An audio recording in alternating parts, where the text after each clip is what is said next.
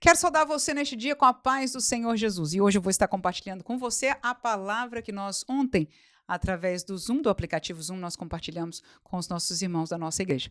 Assim que eu espero em Deus que da maneira que eu fui abençoada por essa palavra, você possa ser também. O que é que Deus quer de mim? Lendo este texto de Lucas 21, essa semana nós meditamos sobre ele. É um texto, uma história bem conhecida, uma história verídica, não é uma parábola. Jesus encontrou-se no templo, ou viu, melhor dizendo, uma mulher pobre, uma viúva pobre, que chamou a sua atenção a ponto de que ele não se calou, ele abriu a sua boca para falar o que aconteceu, para dar testemunho do que aquela mulher fez. E lendo esta história, nós tiramos um entendimento primário.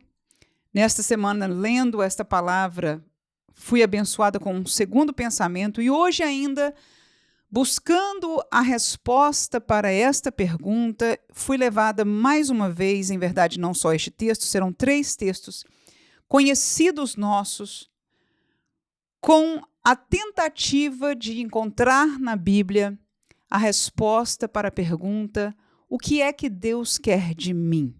O que é que Deus quer de você? O que é que Ele quer que nós façamos aqui? Glória a Deus. Então vamos ao texto bíblico e, a nível de introdução, vale ressaltar de que nenhum destes textos, nenhuma colocação aqui está sendo feita para aqueles que estão no ministério. Ou seja, o foco da pergunta, o que é que Deus quer de mim, é para minha pessoa, alguém que é um crente em Cristo Jesus, tão somente. Não alguém no ministério ou com um chamado específico missionário, mas alguém que serve ao Senhor, alguém que nasceu de novo e é parte da igreja. Portanto, vamos a Lucas capítulo 21, de 1 ao 4. O texto diz assim: E olhando ele, viu os ricos lançarem as suas ofertas na arca do tesouro, e viu também uma pobre viúva lançar ali 2 pequenas moedas. E disse: Em verdade vos digo que lançou mais do que todos esta pobre viúva, porque todos aqueles deitaram para as ofertas de Deus do que lhe sobeja, mas esta, da sua pobreza, deitou todo o sustento que tinha. Ora, deste texto bíblico, nós vemos Jesus. Primeira coisa que me chamou a atenção foi o fato de que quando Jesus viu o testemunho daquela mulher, ele não se calou, ele abriu a sua boca e ele expôs. E por que não dizer 2 extremos, cujos extremos eu pergunto, será que isso é o que Deus quer de nós? O primeiro extremo é o extremo da mulher, aquela mulher viúva, ou seja, já numa situação difícil socialmente falando, e não ficou numa viuvez abastada, ou seja, seu esposo não era um homem rico que lhe deixou uma herança e ela estivesse ali entre os ricos pela palavra, é claro, ela é uma viúva pobre, a ponto de que as últimas 2 moedas de dinheiro que ela tinha, ela entregou aquele dia na oferta na casa de Deus. Então, é bem explícito um caso muito extremado de uma pessoa extremamente pobre e de que deu tudo o que ela tinha para Deus. Eu não posso imaginar, mas com certeza a gente jamais saberia o porquê. Talvez foi um voto ao Senhor, talvez foi uma adoração profunda e extrema que ela quis dar tudo. Eu não sei o que é que ela tinha no seu coração para dar o seu último sustento, do que era para o sustento dela naquela oferta, naquele dia, mas o fato é de que este é o primeiro extremo. E a pergunta seria para nós: será que Deus quer de nós o extremo de nós darmos tudo? Não entendo que seja o caso. Entendo que esta mulher o fez voluntariamente. Ela quis naquele momento da sua vida, por alguma razão, com certeza. Talvez num pedido, talvez num voto, talvez num agradecimento, Deus o sabe. Mas qualquer que seja a intenção do seu coração, ela fez não porque Deus requeria dela dar o tudo, mas ela fez voluntariamente. O outro extremo nesta história verídica são os outros. Aqueles homens que, em sua riqueza, não estavam dando abundantemente para a obra de Deus, mas, segundo a palavra de Jesus, dava do que sobrava. E eu entendo e pergunto para nós, será que isso é o que Deus quer de nós? Que nós demos para Ele do que sobra na nossa vida? E eu gostaria de enfatizar neste dia, nesta palavra, que a nossa colocação não vai ser financeira em nada. Apesar de um ou dois textos desse falar acerca da finança, neste caso aqui, está falando diretamente de dinheiro, mas eu gostaria que o nosso coração, o nosso entendimento se voltasse para toda a realidade da nossa vida. Pelo menos é assim que eu gostaria de responder para mim mesmo quando pensei nesta palavra. O que é que Deus quer de mim? Claro que as finanças é parte, em verdade, fala muito da nossa vida, mas eu gostaria de focar em todo o nosso serviço. E a pergunta é esta: um extremo é o tudo, o outro extremo é o que sobeja. E eu já poderia dizer, pelo pouco que entendo da palavra de Deus, que Deus não quer nenhum das duas coisas. Nem o nosso tudo, pelo menos ele não pede de nós, ele recebe se nós o dermos voluntariamente, mas ele não pede o nosso tudo, mas ele também não espera de nós somente o que sobeja, o que sobra, o que já não nos serve mais, o que não faz diferença nenhuma para a nossa vida. E para tal, eu quero levar você à carta de Paulo aos Coríntios, capítulo 7, a ver se nós chegamos a uma conclusão e talvez uma palavra que esteja no meio destes dois polos. Nem o tudo, mas nem o que sobeja. Então, o que é que Deus quer de mim? E em busca desta resposta, eu vou com você a Coríntios, primeira carta de Coríntios, capítulo 7. E nós vamos estar lendo neste texto curioso, porque o texto, a princípio, não estaria falando disso. Você vai ver aí, se logo vê o título, está falando respostas acerca do casamento, é aquele texto que fala do marido, né? Se aquele está solteiro, permaneça solteiro, se é casado, permaneça casado, não defraudeis um ao outro, e etc., acerca das coisas do casamento. Mas no capítulo 7, versículo 17, 20 e 24, há uma palavra repetida aí. Vamos lá, o versículo 17. O texto diz assim, 7 e 17 de Coríntios. E assim cada um ande como Deus lhe repartiu. Cada um como o Senhor o chamou. É o que ordeno em todas as igrejas. No versículo 20 ele diz, cada um fique na vocação em que foi chamado. E ainda no 24, você veja que são temas repetidos. No versículo 24, ele diz, irmãos, cada um fique diante de Deus no estado que foi chamado. Agora, o que é que Paulo está querendo dizer isso? Ele diz o seguinte, olha, o que Deus quer de você, neste texto, o que Deus quer de mim é que eu permaneça na vocação que ele me chamou, no lugar onde me chamou. E aí ele vai dar os exemplos. Este texto é rico em exemplos. O primeiro deles, no versículo 13, que é o contexto maior. Veja lá, se alguma mulher tem marido descrente e ele consente em habitar com ela, não o deixe, ou seja, permaneça. Então a palavra de Paulo é fique na vocação, fique no lugar, fique no estado que Deus te chamou. E neste caso, o primeiro exemplo é esse. Se você é casado, permaneça casado. Mesmo que o seu cônjuge seja um descrente ou uma descrente, o conselho da Bíblia é permaneça, se ele concede em habitar com você. O segundo contexto está no versículo 18, que diz, se alguém chamado estando circuncidado, fique circuncidado. Se for chamado incircuncidado, fique incircuncidado. Claro, isso era mais próprio para o público que estava ouvindo a Paulo nesta carta, não é muito o nosso caso, mas, ou seja, até mesmo na posição em relação, neste caso, de judeus que eram circuncidados ou daqueles que não eram, o povo gentílico que veio à igreja, não precisavam se circuncidar, não precisavam mudar nada na sua vida, se judaizar para agradar ao Senhor, ficasse na posição, na vocação que o Senhor o chamou. Terceiro exemplo neste texto está no versículo 21, e eu achei isso interessantíssimo e rico para a minha vida. fui confortada por ele. Versículo 21, ele diz o seguinte: foste chamado sendo servo? Não te dê cuidado. E se ainda pode ser livre, aproveita a ocasião.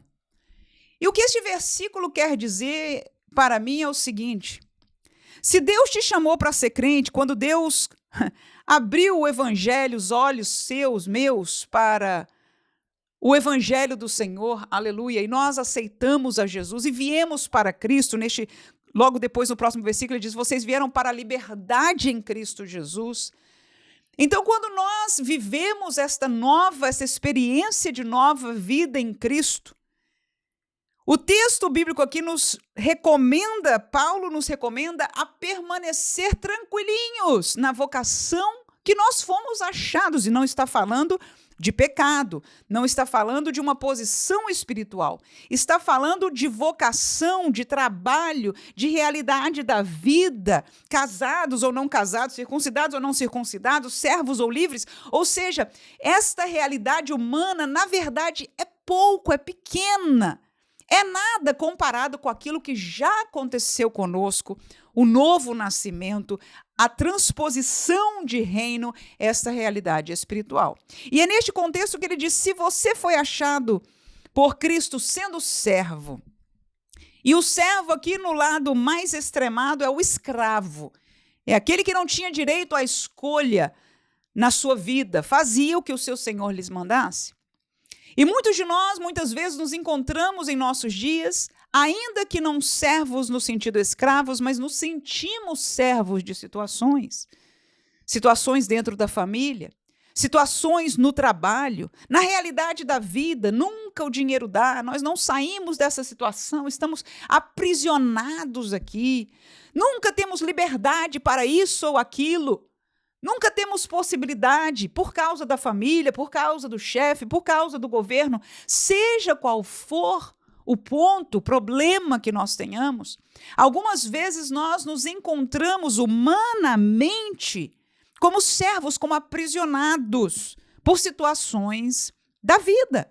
Mas o conselho paulino e divino para as nossas vidas é que nós permaneçamos. E ele diz o seguinte: se você foi encontrado, foi chamado pelo Senhor, sendo servo, não te dê cuidado. O que isso significa? Não se importe com isso, não é grande coisa.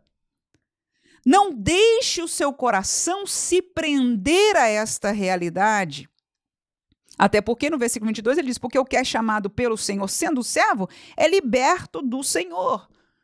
Ou seja, a nossa alegria primária deve ser na vitória, na liberdade, na graça, na herança, na expectativa, na esperança das coisas espirituais, não na realidade que nós possamos estar vivendo aqui. Elas perdem o peso que antes tinha. Ou seja, esta servidão não é mais motivo para nós nos entristecermos. O crente, ainda sendo servo, ele deve acordar, despertar-se a cada manhã com alegria, com agradecimento, com esperança. E a esperança não é nem necessariamente de que termine aquela servidão aqui, glória a Deus, mas que outras sejam as nossas prioridades aqui, nós vamos chegar a isso mais na frente em nossa palavra. Mas aí ele diz, mas se você pode ser livre, o que diz aí?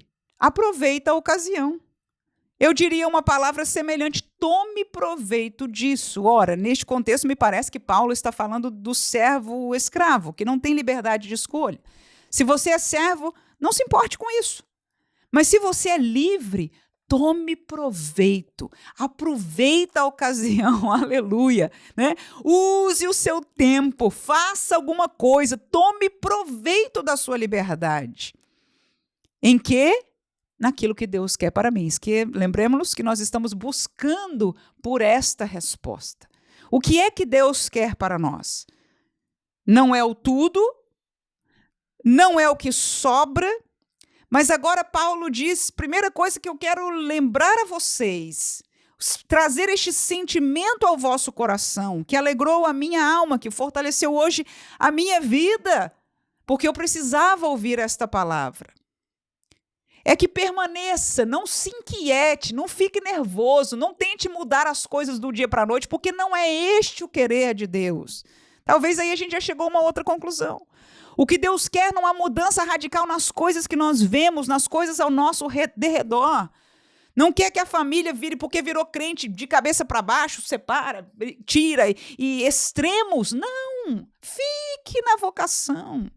É servo, está nessa situação de, agora eu sou filho de Deus, eu posso ter isso, vou declarar, vou fazer, vai acontecer. Não, Jesus, o texto bíblico aqui diz, fique aonde está. Agora, se você é livre, se você tem possibilidade, se Deus abriu uma porta e permitiu que você tenha essa liberdade de viajar, ou uma certa liberdade financeira, ou qualquer que seja a liberdade que te foi proposta na vida, a liberdade de ser solteiro, coisas desse tipo, aproveita, tome proveito. Em que sentido? Naquilo que Deus quer para você. E nós vamos continuar caminhando.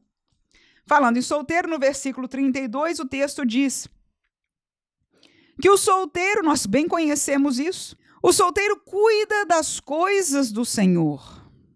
E como há de agradar o Senhor? No versículo seguinte ele diz, e o casado cuida das coisas do mundo, né? O solteiro cuida das coisas do Senhor, o casado cuida das coisas do mundo. Mas estas duas realidades são realidades da vida. E eu volto a perguntar, o meu foco é, o que Deus quer de mim? Ele sabe que quando ele me encontrou, é isso que eu tinha. Na minha liberdade, é isso que Deus me permitiu ter, ou fazer, ou crescer na vida, enfim, estar hoje. Amém? Na minha realidade de solteiro ou casado, esta é a minha realidade hoje. Deus sabe, Ele não pede de nós mais do que nós podemos dar. Paulo simplesmente coloca aqui, aquele que é solteiro, ele até dá um empurrãozinho. Irmão, se você aguenta, permaneça solteiro, como ele o fez. Paulo foi um exemplo de um homem que abdicou isso e viveu para o evangelho. Mas ele diz que quem não aguenta, não se case. Ainda que você, eu estou explicando, que aquele que é solteiro, ele cuida, ele se ocupa, ele se importa, né? Ele deve fazer disso a sua vida, e ele tem possibilidade. Mas Deus também conhece, nós que somos casados, as impossibilidades, como nós, por questão do casamento, por questão dos filhos, por questão, para além das outras coisas de servos ou livres, ou etc., na realidade da nossa vida, nós temos menos oportunidade de estar ocupados, cuidando das coisas do Senhor, agradando ao Senhor.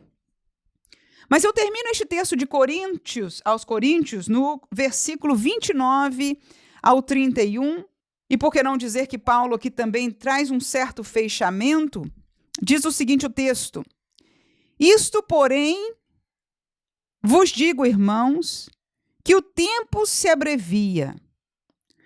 O que resta é que também os que têm mulheres sejam como se não as tivessem. E os que choram, como se não chorassem. E os que folgam, ou seja, se alegram, como se não folgassem, se alegrassem. E os que compram, como se não possuíssem. Termino no 31. E os que usam deste mundo, como se dele não abusassem, porque a aparência deste mundo passa. Então Paulo ele diz, olha, cada um na vocação que foi chamado, cada um com os seus problemas, mas se você está casado e você a princípio cuidaria das coisas do mundo, ele diz, eu digo porque o tempo está se abreviando, porque a vinda de Jesus está às portas, porque falta pouco tempo que nós podemos fazer a obra do Senhor, priorizar a obra do Senhor, e nós estamos na busca de escutar da palavra de Deus o que é que Deus quer para nós. E esta conclusão foi muito importante para mim, porque o que Paulo diz, olha, eu entendo que Deus está falando conosco, eu entendo as suas situações, mas eu quero que você entenda também que o tempo se aproxima e que as coisas deste mundo, que é o finzinho do versículo 31, são passageiras. Tudo aqui é momentâneo. Nós, neste mundo, somos peregrinos. Então, nesta visão, ele diz, quem tem mulher, seja como não tivesse. Ou seja, faz o possível e o impossível para, ainda sendo casado, agradar a Deus. Aleluia. Fazer as coisas do Senhor. Faça, aleluia, isto acontecer na sua vida. E os que choram, a gente tem as nossas emoções. A gente tem baixas na vida, períodos de tribulação, períodos de sofrimento, períodos difíceis na nossa vida, emocionalmente falando. Mas Paulo diz, eu aconselho que os que choram, como se não chorassem, bola para frente. O tempo está acabando. Esse era o foco de Paulo, porque o tempo se abrevia, disse no versículo 29. Então, os que choram como não chorassem. Quem se alegra, tá bom, irmão, dá glória a Deus, mas bola para frente, continua, move, esqueça, não é hora de festejar 3 dias, 10 dias de festa e celebração e esquecer do mundo festejando. Os que compram como se não possuíssem. Ou seja, não estão afincando as suas riquezas, e o próximo também fala da mesma coisa, né? Os que usam deste mundo como não abusassem. Ou seja, você está construindo neste mundo, você está trabalhando neste mundo, você está vivendo, aprendendo, estudando, convivendo, trabalhando, crescendo neste mundo. Haja como não estivesse, não abuse dele, não coloque as suas raízes aqui, porque tudo aqui é momentâneo, é passageiro, e eu vejo aí nós como os peregrinos, e eu penso que agora eu vou chegar à palavra que eu estava buscando. Quando eu li tudo isso, eu fui levada a Mateus capítulo 6, o versículo conhecidíssimo nosso, que diz o seguinte: buscai primeiro o reino de Deus. E este texto de Mateus capítulo 7 é a palavra de Jesus. Ali Paulo, claro que usado pelo Espírito Santo, está comentando sobre diversas situações na Bíblia. No caso da viúva pobre, Jesus somente falou o que aconteceu, fomos nós aqui que falamos do tudo e do que sobeja. Eu estou buscando esta resposta. No entanto, Jesus aqui, ele é assertivo. Este é aquele tipo de versículo que Jesus está falando com todos nós, com todos que se alinham atrás do reino de Deus, que dizem, eu quero pertencer, eu sou parte deste reino. Volto a dizer, nenhum destes versículos, destes textos, está falando para alguém no ministério, está falando para crentes. Que nós permaneçamos aonde nós fomos encontrados, na vocação que o Senhor nos deu. Não precisa virar tudo de cabeça para baixo, não precisa revolucionar o mundo, a vida, a sua vida, não. Não é o que Jesus espera de nós. Então, o que Ele quer de nós? Que nós entendamos que estas coisas daqui são passageiras. E quando eu casei todas estas verdades, a palavra que me veio foi prioridade. E é por isso que o meu coração foi lá, Mateus capítulo 6. Ele diz, buscai primeiro, ou seja, que seja a sua prioridade o reino de Deus.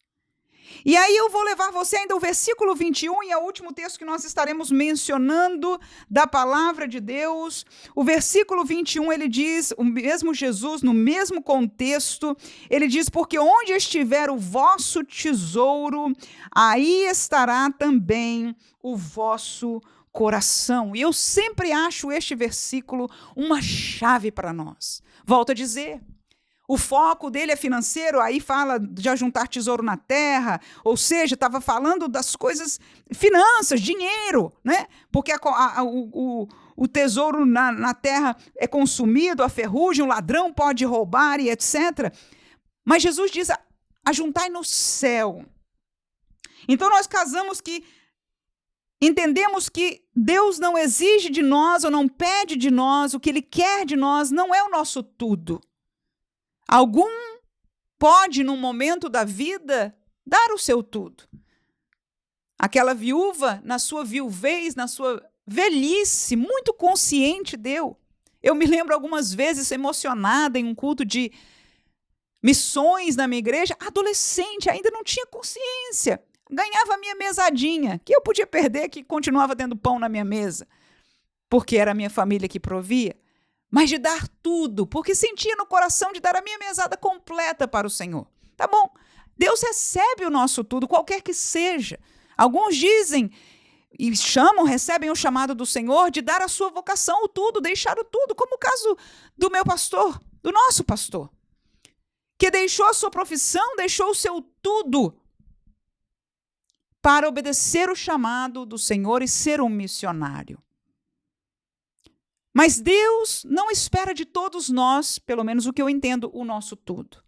Mas tão pouco Ele espera de nós o que sobeja. E isso é forte, irmãos. E a palavra no centro que eu encontrei nesta meditação breve deste dia é a palavra prioridade. Você não vai dar o tudo, mas também não vai dar para Deus só o que sobra. Você vai obedecer à palavra de Jesus que diz: busque primeiro o reino de Deus. E aí a pergunta vem essa, mas assim, será que então prioridade? O que é prioridade? Olha, prioridade não é o tudo. E prioridade não é o que sobra. Mas se eu conectasse estes textos aqui, eu diria que prioridade, como está escrito, é o reino de Deus e é juntar tesouro no céu. Onde está o meu tesouro, está o meu coração. Então eu sempre, veja como isso é verdade para cada um de nós, a nossa prioridade está no nosso tesouro. Muitas vezes é tão honroso, é tão importante para nós, um caso muito prático, principalmente pessoas que vieram de gerações cujos pais não tiveram oportunidade de estudar, de ter, enfim, um curso superior, uma formação, e que dão tudo na vida para que os seus filhos tenham. Então aqueles filhos nascem com esta palavra dos seus pais dizendo: de tudo você tem que conseguir chegar lá, você tem que conseguir ter o seu diploma. Então é onde está o tesouro do coração daquela pessoa, onde está o tesouro dele e aonde está o coração. Muitos é a riqueza. O meu fim é esse, o meu fim é ter muito dinheiro, ficar tranquilo, não ter que me preocupar com mais nada, ou juntar mesmo, ter mesmo, ser rico, qualquer que seja. Qualquer que seja o nosso tesouro, aquilo que é precioso, aquilo que é importante para nós, aonde nós estamos buscando, pode ter certeza que o nosso coração vai estar vinculado com o tesouro. É tremenda esta palavra. Que sabedoria de Jesus. Alguns de nós mesmo dizemos: não, meu coração é de Jesus. Mas o nosso tesouro não está em Cristo. Claro que nós apreciamos, claro que nós amamos, claro que nós somos agradecidos, claro que, enfim, não tem palavras. Mas e o tesouro? O que é que nós estamos? O tesouro é provado aonde a gente prioriza. Se a minha prioridade é a riqueza, por exemplo, é o meu tesouro e eu vou atrás dela, é a prioridade da minha vida. Eu tenho que trabalhar, eu tenho que fazer isso, eu tenho que fazer hora extra, eu tenho. Por que eu e você temos? A mesma coisa em outras áreas da nossa vida. Volto a dizer, o meu foco aqui, eu quero saber o que Deus quer de mim. Eu não estou falando das finanças, ainda que seja algo importante. Mas então o que é juntar tesouros no céu? É exatamente o nosso coração estar voltado para o reino de Deus, para o que é de Deus, para o que está no coração de Deus. O nosso tesouro é o céu, é o reino de Deus. É esta realidade, esta graça espiritual que nós fomos, aleluias, encontrados nela pela graça do Senhor por termos aceitado o seu chamado. E na prática, termino com estas colocações. É viver o evangelho. Juntar tesouro no céu, priorizar o Senhor é viver o evangelho, ou seja, é uma coisa para mim, eu permanecer firme na palavra. Priorizar o reino de Deus é que a minha vida pessoal, a minha alma, o meu espírito permaneça fiel ao Senhor. E para isso é necessário estar em comunhão com Deus, em oração. E eu pergunto, para mim, na prática, Manuela, você tem orado diariamente? Você tem tido comunhão com o seu Deus? Ou seja, a sua prioridade, o seu tesouro é mesmo a tua comunhão com Deus? Aleluias. Então, priorizar o reino de Deus é Juntar tesouro no céu e, em primeiro lugar, é viver o evangelho, é cuidar de mim mesma, é cuidar da minha vida espiritual em função do evangelho, não só oração, mas na alimentação da palavra. Ninguém permanece. A gente tem um ditado popular muito interessante: saco vazio não para em pé, não permanece em pé. Se a palavra é o nosso alimento espiritual, se nós não nos alimentamos, nós não vamos permanecer em pé. Aleluias. Precisamos do pão, precisamos da palavra. E para mim, prioridade do reino de Deus. Então, o que Deus quer, tudo isso para mim é perfeito o que a Bíblia nos ensina. O que Deus quer de mim é que eu cuide para eu permanecer fiel até o fim.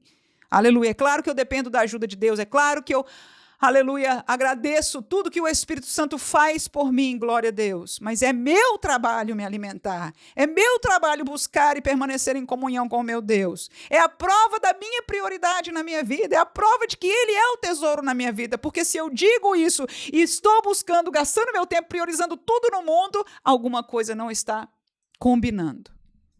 Segundo, juntar tesouro no céu, priorizar o reino de Deus é anunciar o evangelho. Primeiro é viver o evangelho, mas segundo, anunciar. A pressão de fora que está me calando socialmente. O trabalho, as prioridades do dia a dia, seja quais forem, às vezes na família, tudo está me calando. Mas se a prioridade é o reino de Deus, eu devo encontrar, buscar, orar, aleluia, pensar, priorizar, anunciar, falar deste Deus, desta palavra, deste evangelho. E por último, compartilhar no evangelho. E isso fala da relação entre os irmãos. Primeiro, cuidar de mim mesmo. Segundo, ser testemunha do evangelho, anunciar o evangelho, falar para as pessoas que não conhecem a Deus, ao amor de Deus, ao caminho de Deus, que ei, eu estou aqui, é uma bênção. É o que Deus quer para você. Isto é, o que Deus quer para mim é fazer isso. O que Deus quer para você é fazer isso. Mas Ele também quer que nós compartilhemos no evangelho. A comunhão no Senhor foi o berço da história da igreja do Novo Testamento em Atos. Eles estavam sempre juntos, tinham tudo em comum, compartilhavam no evangelho, se amavam, priorizavam uns aos outros. E aí vem todo aquele ensino do Novo Testamento, de amar, de priorizar, de dar honra um ao outro, de cuidar. Se um irmão está triste, a gente se entristece com ele. Se algum está em vitória, a gente se alegra com ele. Esta unidade do corpo, este trabalho. Se alguém passa necessidade, você diz, que Deus te abençoe, e não der nada, está alguma coisa errada. Então você vê toda uma série de ensinos bíblicos a nível de Novo Testamento sobre este compartilhar no evangelho. Isso é priorizar. É chegar à noite, de repente o Espírito Santo, irmã fulana, né? Talvez, coitada, não sei como é que ela está hoje, Deus me fez sentir, lembrei do nome dela, vou dar uma ligadinha. Aleluia. E não é só para bater papo, para mim. É porque o Senhor me fez sentir, quem sabe, há algo aí. Vou falar com ela. Tudo bem, irmã? Paz do Senhor, minha querida. Como foi o seu dia? Glória a Deus. Foi uma vez, que bom. Graças a Deus, me alegro muito. Veio o seu nome no meu coração. Eu estou aqui orando por você, só queria saudar e etc. Pronto. Que isso, irmãos? É priorizar. E quando nós priorizamos, e o nosso tesouro está nessas três coisas, nós vivermos, nós anunciarmos e nós compartilharmos como irmãos no evangelho, com certeza não sobra muito espaço para o resto. E o trabalho duro não dói tanto. Aleluia. Como disse Paulo, quem está servo, aguenta aí, fica tranquilo. Né? A realidade, às vezes, na família, outras perseguições e tantas outras coisas vão doer menos. A gente vai sentir menos. A gente vai entender mais o que Paulo diz, que as coisas daqui são passageiras, passa logo. A gente chora, mas diz, Senhor, obrigado, porque enquanto eu estou chorando aqui, eu abençoei outro irmão, ou fui consolado por outro, neste compartilhar do evangelho, ou me alimentei da palavra e o Espírito, aleluia, me visitou e encheu meu coração estudando a palavra. Está aí, irmãos. Isto é viver, isto é priorizar. Aleluias. O que Deus quer de nós é a prioridade no seu evangelho. Que Deus abençoe a você e a mim pela sua misericórdia. Amém.